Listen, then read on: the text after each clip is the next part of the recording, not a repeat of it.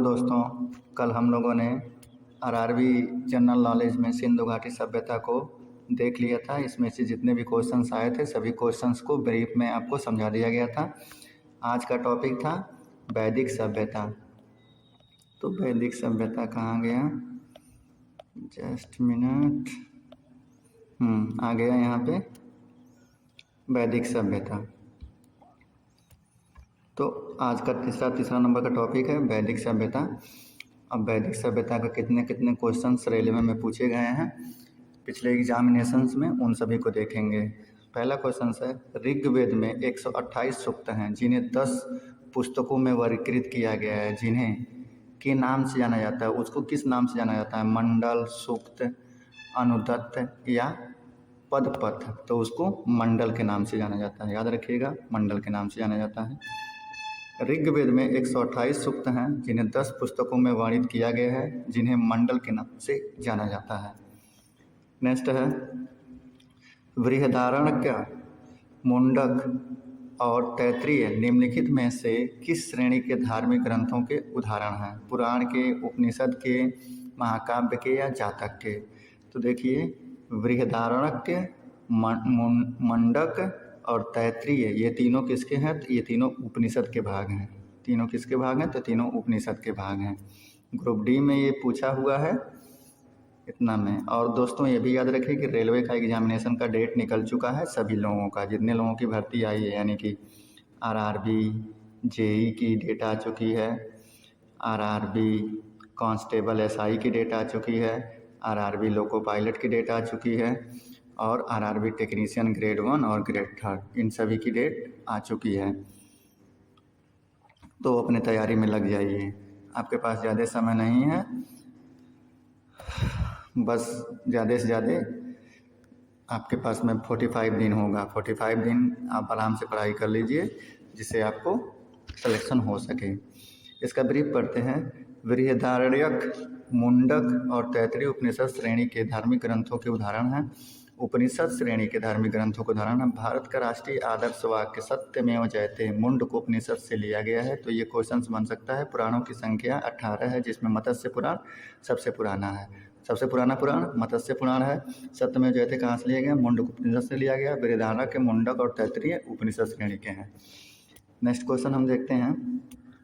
हिंदू धर्म में देव को पौधे के स्वामी, रोगों के उपचारक और धन के दाता माना जाता है। हिंदू धर्म में देव को, किस देव को? उषा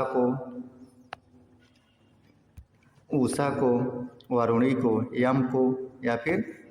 तो हिंदू धर्म में किस देव को हम पौधे का स्वामी, रोगों के उपचारक और धन का दाता मानते थे? तो हम सोम को मानते थे। ये वैदिक काल की बातें हैं, इस समय की कोई बातें नहीं हैं। इसमें पढ़ लीजिए। हिंदू धर्म में सोम को पौधे का स्वामी, रोग का उपचारक और धन का दाता माना जाता है। वरुण को समुद्र का देवता, विश्व में नियामक, सत्य का प्रतीक, ऋतु परिवर्तन के देवता के रूप में जाना जाता है। हिंदू धर्म में उषा को भोर की देवी माना गया। यमराज को मृत्यु का देवता माना गया है। नेक्स्ट क्वेश्चन, निम्नलिखित में से कौन सी हिंदू धर्म की प्रमुख दार्शनिक विचारधारा है? संन्यास, अर्थ, मोक्ष और वैशेषिक क्या चीज़ है? हिंदू धर्म की दार्शनिक विचारधारा क्या है? तो वैशेषिक विचारधारा है। याद रख लीजिएगा, इसको नोट भी कर लीजिएगा। हिंदू धर्म की प्रमुख दार्शनिक विचारधारा वैशेषिक दर्शन है। वैशेषिक दर्शन का प्रवर्तक कणाद मुनि को माना जाता है।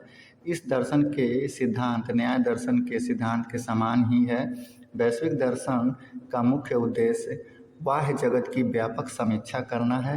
वैश्विक दर्शन में न्याय दर्शन के 16 तत्वों की अपेक्षा केवल 7 तत्वों को ही स्वीकार किया गया है। नेक्स्ट क्वेश्चन, निम्नलिखित में से किस वेद को कर्मकांड के रूप में जाना जाता है? यजुर्वेद, ऋग्वेद, सामवेद, अथर्ववेद। तो कर्मकांड के रूप में यजुर्वेद को जाना जाता है। आगे हम ब्रीफ कर लेते हैं, थोड़ा सा और ऊपर जाएगा, अभी और नीचे है। यजुर्वेद को कर्मकांड ग्रंथ के रूप में जाना जाता है, जो कि बलिदान धर्म की स्थापना करता है। इसे यज्ञ वेद भी कहते हैं। इसके पाठ्यकर्ता को अर्धवर्यु कहा जाता है। इसमें यज्ञों के नियम, विधि विधानों का संकलन तथा बलिदान विधि का वर्णन मिलता है। यह एक ऐसा वेद है जो गद्य एवं पद दोनों में है। तो ये बहुत ही इम्पोर्टेंट है कि यजुर्वेद जो है वो गद्य और पद दोनों में है, जबकि रचनाओं के क्रमबद्ध ज्ञान के संग्रह को ऋग्वेद कहा जाता है। इसमें 10 मंडल हैं, इसमें ऋग्वेद में 128 सूक्त हैं, लगभग 10,600 रचनाएं हैं। इसके रचनाओं को पढ़ने वाले ऋषि को होत्रु कहते हैं। किसके?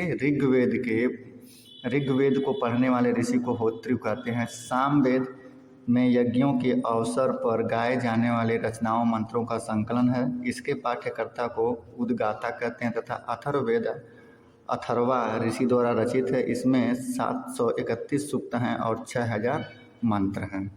नेक्स्ट क्वेश्चन पे हम देखते हैं, यजुर्वेद से संबंधित है गायत्री मंत्र, जादू टोना, यज्ञों के अनुष्ठान और रागवेद।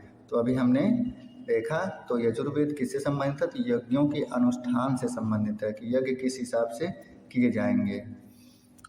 ब्रीफ देखिए, यजुर्वेद का संबंध यज्ञ के अनुष्ठानों तथा मंत्रों के संग्रह से है। चारों वेद ऋग्वेद, सामवेद, यजुर्वेद तथा अथर्ववेद में यजुर्वेद तीसरा वेद है। यजुर्वेद की 2 शाखाएं हैं, कृष्ण यजुर्वेद तथा शुक्ल यजुर्वेद। तो ये याद रख लीजिएगा, यजुर्वेद की कितनी शाखाएं हैं? तो 2 शाखाएं हैं। और अपना क्वेश्चंस पे यजुर्वेद किसके लिए उपयोग किया जाता है? तो यज्ञों के अनुष्ठान के लिए किया जाता है। नेक्स्ट क्वेश्चन, यजुर्वेद की कितनी शाखाएं हैं? अभी आप ऊपर ही देखे हैं 2 शाखाएं हैं। आपको दोनों शाखाओं के बारे में बता दिया गया, शुक्ल यजुर्वेद और कृष्ण यजुर्वेद। बाकी इसमें और कुछ जानने की जरूरत नहीं है। वैदिक ग्रंथों के अनुसार संग्रहित्री का क्या कार्य था?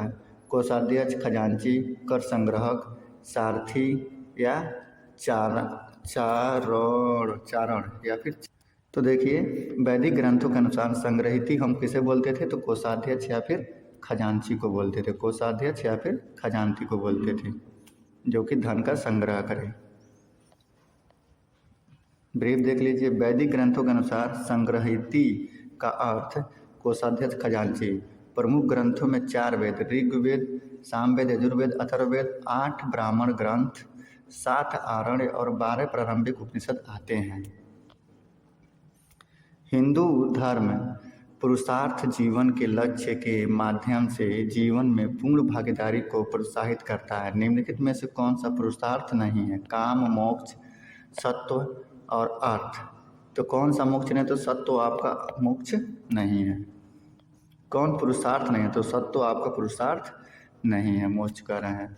प्राचीन काल में मनुष्य के उद्देश्यपूर्ण जीवन को व्यतीत करने हेतु आश्रम व्यवस्था को निर्धारित किया गया था। निर्धारित आश्रम व्यवस्था की सफलता पुरुषार्थ पर निर्भर थी। यह पुरुषार्थ धर्म, अर्थ, काम और मोक्ष, इन्हें चतुर्वर्ग भी कहा गया। पुरुषार्थ के अंतर्गत मनुष्य भौतिक सुखों का उपभोग करते हुए धर्म का समान रूप से अनुसरण करके मोक्ष का अधिकारी होता है। अतः दिए गए विकल्प में सत्व पुरुषार्थ नहीं है। नेक्स्ट, निम्नलिखित में से कौन सा ग्रंथ वैदिक साहित्य का हिस्सा नहीं है? ब्राह्मण, पीटक, आरण्यक, उपनिषद। तो इसका राइट आंसर आपका पीटक हो जाएगा, जो कि वैदिक साहित्य का हिस्सा नहीं है, पीटक। ब्रीफ देख लीजिए, वेद हिंदू धर्म के आधारभूत ग्रंथ हैं। इनकी संख्या कितनी है? 4 है।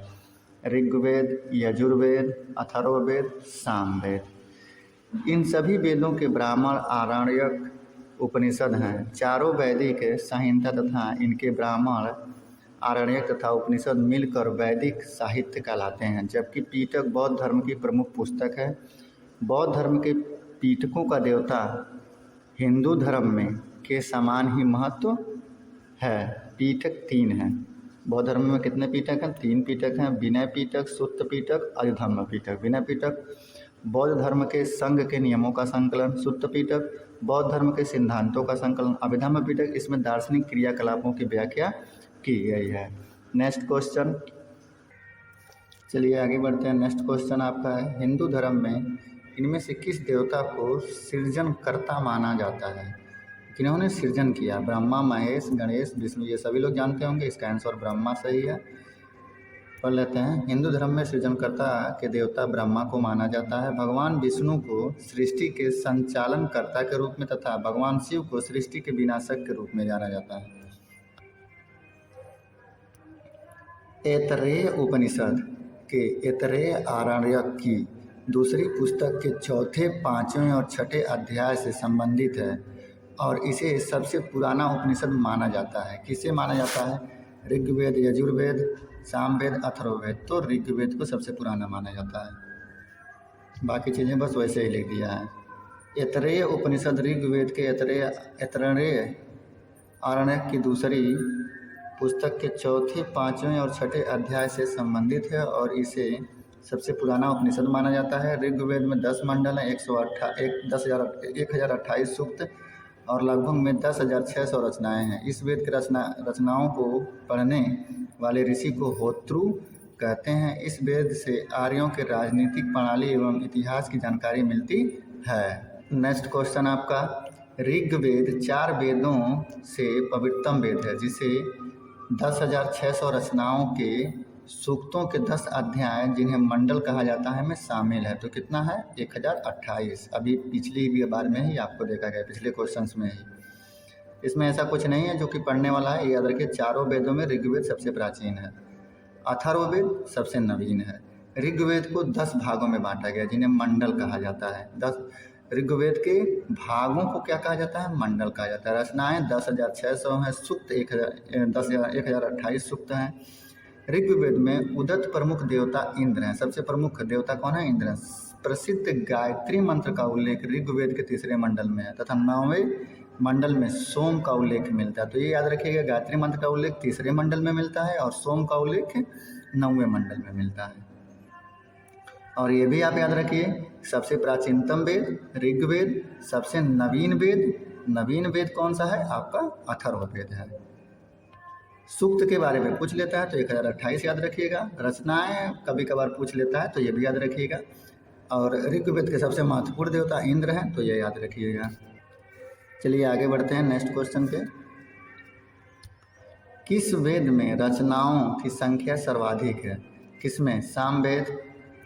सामवेद, ऋग्वेद, अथर्ववेद या फिर यजुर्वेद? किसमें सबसे ज़्यादा रचनाएं हैं? तो सबसे ज़्यादा रचना हमारा ऋग्वेद में है। ऊपर आप देख सकते हैं 10,000 कितनी रचनाएं हैं यहाँ पे दिया गया है ना। रचनाएं 10,000 कितनी रचनाएं हैं? 10,600 रचनाएं हैं। नेक्स्ट क्वेश्चन, निम्नलिखित में से कौन सा चारों वेदों में से सबसे पुराना और सबसे बड़ा वेद है? तो ऋग्वेद है। अभी ऊपर ही आप देख चुके हैं। ऋग्वेद का संग्रह है, कितने सूक्तों में संग्रह है? तो ये भी आप देख चुके हैं, 1028 सूक्तों पे संग्रह है। प्रारंभिक हिंदू दर्शन में जीवन के कितने चरण निर्धारित किए गए हैं? तो जीवन के 4 चरण निर्धारित किए गए हैं। अभी इसके पिछले वाले क्वेश्चंस में ही आपको चीज़ें दिखाई गई हैं, लेकिन उन चारों चीज़ों को देख लीजिए। ब्रह्मचर्य दिखाया गया है 0 से 25 वर्ष के लिए, गृहस्थ दिखाया गया है 25 से 50 वर्ष के लिए, वानप्रस्थ मतलब जंगल में जाइए 50 से 75 वर्ष के लिए, संन्यास ले लीजिए 75 से 100 वर्ष के लिए। मतलब मनुष्य का जीवन ऋग्वेद में कितने वर्षों का था? 100 वर्षों का था। नेक्स्ट क्वेश्चन पे देखते हैं।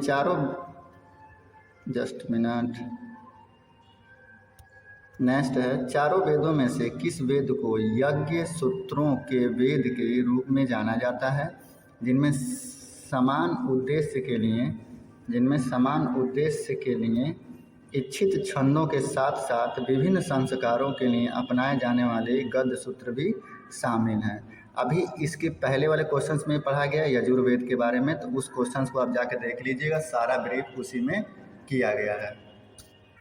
चलिए अगले क्वेश्चन पे हम बढ़ते हैं, इसका ब्रीफ पढ़ लेते हैं। चारों वेदों में यजुर्वेद को यज्ञ सूत्रों के वेद के रूप में जाना जाता है, जिसमें समान उद्देश्य के लिए इच्छित छंदों के साथ साथ विभिन्न संस्कारों के लिए अपनाए जाने वाले गद्य सूत्र भी शामिल हैं। नेक्स्ट क्वेश्चन आपका है, उपनिषद शब्द में उप शब्द क्या दर्शाता है? उपनिषद शब्द में उप शब्द क्या दर्शाता है? गुप्तता, समग्रता, निकटता या खुशी? हाँ तो देखिए क्वेश्चन क्या था, उपनिषद शब्द में उप शब्द क्या दर्शाता है? गुप्तता, समग्रता, निकटता, खुशी। तो निकटता को दर्शाता है। इसके ब्रीफ को ध्यान से देख लीजिए। उपनिषद शब्द में उप शब्द निकटता को दर्शाता है। उपनिषद सामान्यतः वेदांत कहलाते हैं। वे दार्शनिक ग्रंथ हैं। भारतीय दर्शन के कुछ प्रमुख उपनिषद बृहदारण्यक, छांदोग्य, ऐतरेय, कौशितकी, मैत्रेयी आदि हैं। नेक्स्ट क्वेश्चन, ऋग्वेद में स्रोतों को के रूप में जाना जाता है सूक्त, रुद्र, ज्ञान या कर्मकांड? तो सूक्त के रूप में जाना जाता है। बाकी चीज़ें वही हैं, इसमें 1028 सूक्त हैं और ऋग्वेद में 10 मंडल हैं, बस यही चीज़ है और कुछ नहीं है। नेक्स्ट बढ़ जाइए, निम्नलिखित में से किस वेद को गीत का पुस्तक, मंत्रों का वेद या गीत का योग भी कहा जाता है? सामवेद को, अथर्ववेद को, यजुर्वेद को या ऋग्वेद को? तो सामवेद को मंत्रों का वेद, गीत का योग या गीत की पुस्तक कहा जाता है। चलिए इसका ब्रीफ देख लेते हैं। सामवेद को गीत की पुस्तक, मंत्रों का वेद, गीत का योग कहा जाता है। इसमें कुल मंत्रों की संख्या 1869 है। इनमें से 1474 मंत्र ऋग्वेद से लिए गए हैं। इसी कारण सामवेद को ऋग्वेद से अभिन्न माना जाता है। यह पद में है तथा सूर्य देवता को समर्पित है। तो ये याद रखिएगा, सामवेद किस देवता को समर्पित है? तो सूर्य देवता को समर्पित है।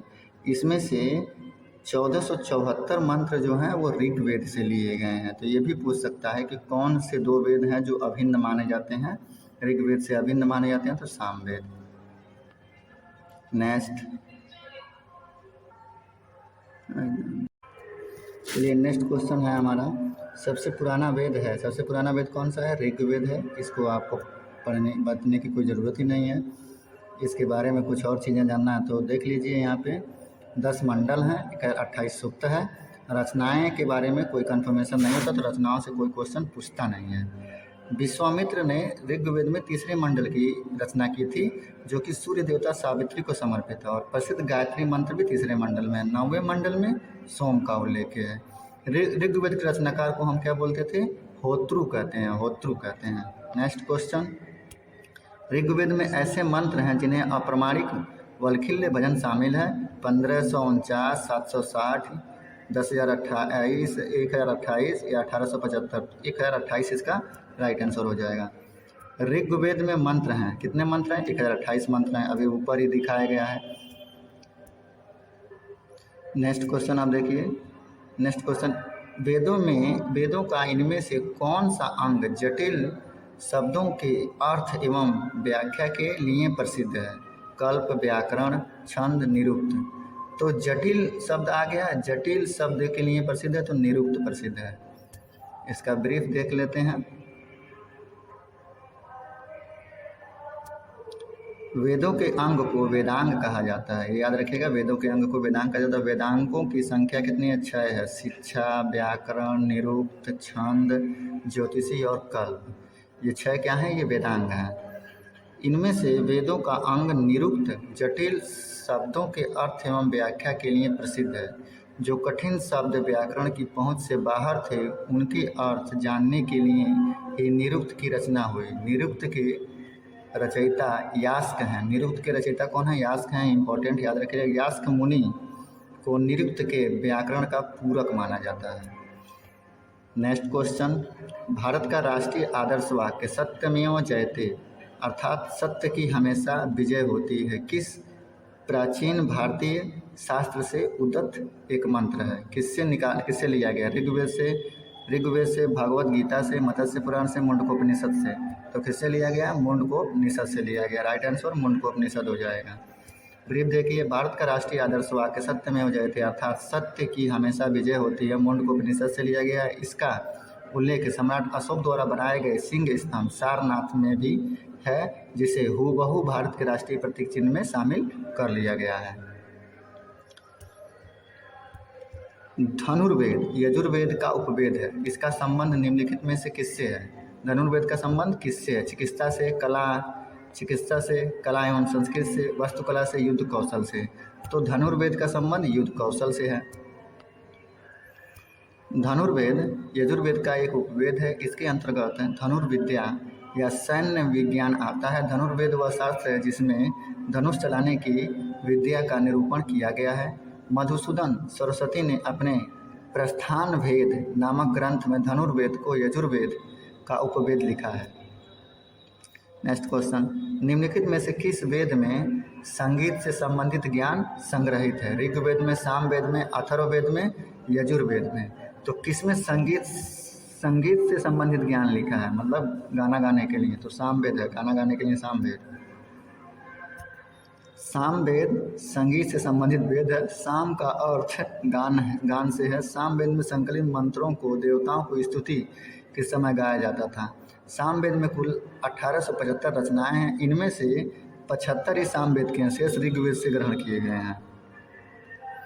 नेक्स्ट क्वेश्चन, वेदों को इंडो आर्यन सभ्यता का सर्वप्रथम साहित्यिक अभिलेख माना जाता है। इसमें शामिल 4 वेदों के नाम ऋग्वेद, सामवेद, यजुर्वेद और कौन है? अथर्ववेद। यानी कि ये सही हो जाएगा, ये गलत है। ये सब उपवेद हैं तीनों के तीनों। वेदों को इंडो आर्यन सभ्यता का सर्वप्रथम साहित्यिक अभिलेख माना जाता है, जिनका संकलन महर्षि कृष्ण द्वैपायन वेद व्यास ने की थी। तो वेदों का संकलन किसने की थी? तो ये क्वेश्चन पूछ लेता है। तो वेदों का संकलन महर्षि कृष्ण द्वैपायन वेद व्यास ने की थी। वेदों का अर्थ ज्ञान होता है। इनमें आर्यों के आगमन व बसने की जानकारी मिलती है। वेद 4 हैं, ऋग्वेद, यजुर्वेद, सामवेद, अथर्ववेद। इन चारों वेदों को संहिता कहा जाता है, मतलब चारों वेदों को एक साथ में मिला दो तो उसे संहिता कहा जाता है। वेद का अर्थ ज्ञान होता है। वेद के संकलनकर्ता कौन है? महर्षि कृष्ण द्वैपायन और वेद व्यास। नेक्स्ट क्वेश्चन, मुंडकोपनिषद किससे संबंधित है? सामवेद से, यजुर्वेद से, अथर्ववेद से या फिर ऋग? तो देखिए मुंडकोपनिषद जो संबंधित है वो संबंधित है अथर्ववेद से। इसका ब्रीफ देख लेते हैं, यहाँ पे दिया हुआ है। मुंडकोपनिषद अथर्ववेद की शौनकीय शाखा का उपनिषद है। इस उपनिषद में 3 मुंडक हैं। प्रत्येक मुंडक में 2-2 खंड हैं तथा कुल 64 मंत्र हैं। मुंडकोपनिषद को मंत्रोपनिषद के नाम से भी जाना जाता है। भारत के राष्ट्रीय प्रतीक में अंकित सत्यमेव जयते शब्द मुंडकोपनिषद से ही लिया गया है। नेक्स्ट क्वेश्चन, भारत का वैदिक काल अवधि कब तक चली? वैदिक काल की अवधि कब तक चली? 1500 से 500 BC, 3000 से 2600 BC, 336 से 323 BC, 350 से 323 BC। तो इसका जो राइट आंसर है वो है ए, 1500 से 500 BC के बीच चला था। आगे देखिए, सिंधु सभ्यता के पतन के बाद जो नवीन संस्कृत प्रकाश में आई, मतलब सिंधु सभ्यता खत्म हो चुका, उसके बाद जो संस्कृत आई उसे हम कहते हैं वैदिक संस्कृत। उस विषय में हमें संपूर्ण जानकारी वेदों से मिलती है, इसलिए इस काल को हम वैदिक काल के नाम से जानते हैं। इसका समय 1500 से 500 BC तक है। नेक्स्ट, निम्नलिखित में से कौन सा वेद जादुई अनुष्ठानों और वंशीकरण के बारे में बताता है? अथर्व, ऋग, साम, यजुर। तो जादुई अनुष्ठानों के बारे में जो वेद बताता है वो है अथर्ववेद। कौन है? अथर्ववेद। अथर्ववेद को ब्रह्मा वेद भी कहा जाता है। अथर्वा ऋषि के नाम पर इस वेद का नाम अथर्ववेद पड़ा। इस वेद की रचना सबसे बाद में हुई। इसमें 20 अध्याय, 731 से 730 सूक्त, वे 5987 मंत्र हैं। इसमें वशीकरण, जादू टोना, भूत प्रेत वे औषधि से संबंधित मंत्र का वर्णन है। काशी का प्राचीनतम उल्लेख अथर्ववेद में ही मिलता है। नेक्स्ट है यजुर्वेद में यजुर का क्या अर्थ है?